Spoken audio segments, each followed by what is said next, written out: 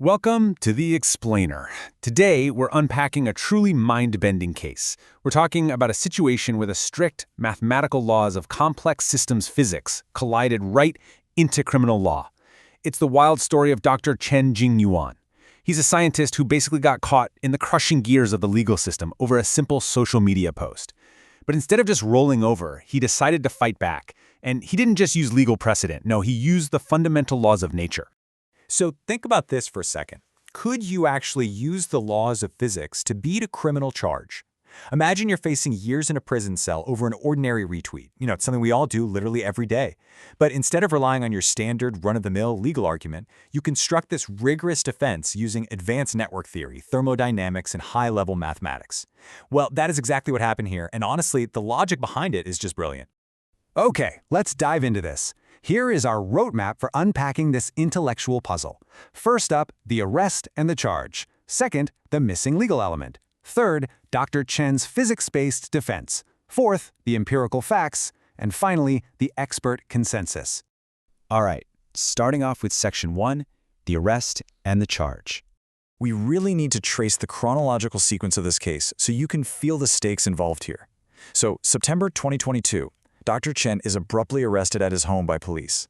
Fast forward a few months to January 2023, he's formally indicted. And then by mid-2023, after a closed-door trial, the gavel comes down. The sentence? 1 year and 8 months in prison. Losing nearly 2 years of your life as a private citizen, that is an incredibly harsh reality to face. So you're probably wondering, what exactly was the crime that justified this? Well, the official indictment cited picking quarrels and provoking trouble. The absolute core of this accusation was that Dr. Chen used a VPN to retweet allegedly false information online. Literally a retweet. That's it. The entire criminal case, carrying almost 2 years of prison time, rested solely on the simple act of sharing internet posts. And this brilliantly illustrates the sheer scale of the mismatch here. Dr. Chen's account had fewer than 100 followers. Think about that for just a second. Less than 100. And honestly, most of them were inactive, what you might call zombie followers. We're talking about an incredibly minimal online footprint. It makes the severity of this criminal charge highly unusual. It almost borders on absurd when you're claiming this tiny account sparked massive social chaos. Moving right along to Section 2, the missing legal element. Okay, so in the penal code, picking quarrels online is classified as what's known as a result crime. You can kind of think of this like a strict math equation. It's act plus intent plus causality plus result equals crime. For a conviction to actually hold up legally, the prosecution has to prove beyond a reasonable doubt that a specific, serious consequence actually occurred in the real world. Without proving that final result variable, well, legally speaking, there is no crime. Now, imagine being prosecuted for a result that literally nobody can prove actually happened, because that is exactly what went down in court. The law strictly requires proof that the retweets caused a serious confusion of public order. But the prosecution, they provided zero empirical data. No metrics on public panic, no evidence of chaos, no traffic disruptions, no network analytics whatsoever. They just stated the conclusion that public order was confused without giving any evidence to back it up. They essentially just left that result variable completely blank. And multiple legal analysts who examined this case hit the nail on the head. They identified this as a textbook example of element nullification, an act of replacing evidence with language. This is a profoundly dangerous concept, right? The court literally skipped over the critical evidence-gathering phase and jumped straight to a guilty conclusion. They used a legal label to basically paper over the fact that they completely lacked the empirical facts required for a conviction. They used words to replace reality. Which brings us to the most fascinating part. Section 3. A defense built on physics. Picture this. You're sitting in a prison cell, facing a system that just bypassed standard legal requirements. What do? Well, Dr. Chen, who is a highly educated scientist, drafted a totally unconventional rebuttal. He built this strict, logical, three-tiered defense. First, scientific proof, to dismantle the idea of causation. Second, legal norms, to expose the unmissed thresholds. And third, empirical observation, to prove the absolute lack of real-world results. Let's look a little closer at that first tier. Now, what's really interesting is the sheer intellectual firepower he brought to a criminal defense. He cited the CAP theorem, scale-free networks, the Galton-Watson process, and subcritical states. I know, it sounds like a lot, but in plain language, he basically mapped out the internet as a complex system. He used the mathematics of how information actually spreads to prove that his tiny account physically could not cause massive social disruption. Let's break down just one of these concepts so you can see how brilliant this really is: the subcritical state. In physics and network theory, this is a mathematical condition where any small disturbance inevitably trends toward extinction, not expansion. It's exactly like dropping a single lit match onto wet pavement. It mathematically and physically cannot start a wildfire. The environment just will not support it.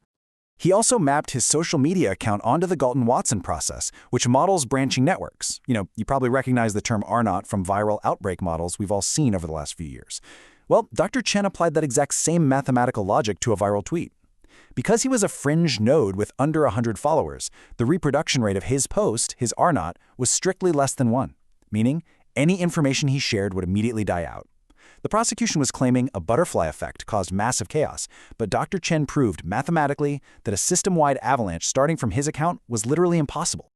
All right, Section 4, Legal and Empirical Facts. Dr. Chen didn't stop at theoretical physics, though. He brought his argument crashing right back down to grounded reality. Consider the glaring contrast between the specific legal thresholds and his actual data. The law for serious confusion in these network cases requires over 500 retweets or 5,000 views. Dr. Chen's actual engagement? Near zero. Zero real-world chaos. The prosecution charged him with causing an avalanche, but the hard data proved that not a single snowflake had actually moved. So, the crucial point is his final empirical observation. After he served a sentence, Dr. Chen logged back onto the internet, and he found that the exact posts he was jailed for were still sitting right there online. And guess what? They still had zero interactions. I mean, if his post caused public chaos, wouldn't someone somewhere have at least liked it? No shares, no comments, no chaos. It was the absolute ultimate, irrefutable, real-world proof. Let's move to our final section, Section 5, the final expert consensus.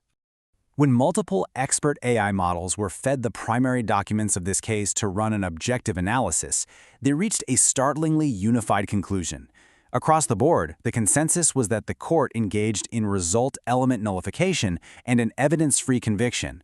Essentially, the judicial system bypassed the fundamental need for actual harm, relying almost entirely on presumption to lock a man away. One of the analyses summarized it absolutely perfectly with this quote: "The prosecution's charge is a typical illegal charge that replaces evidence with language and facts with inferences. The case treated the subject with procedural momentum, sure, but it completely lacked the empirical grounding required by the very law they were prosecuting him under in the first place." Which leaves us with this final, truly provocative thought. What happens to the law when strict, mathematical, scientific certainty collides with judicial ambiguity? Dr. Chen proved his case using the irrefutable laws of physics, yet the legal system's interpretation still resulted in a conviction. It's a fascinating and frankly sobering look at the friction between complex systems and human justice. So, I'll leave you to ponder that.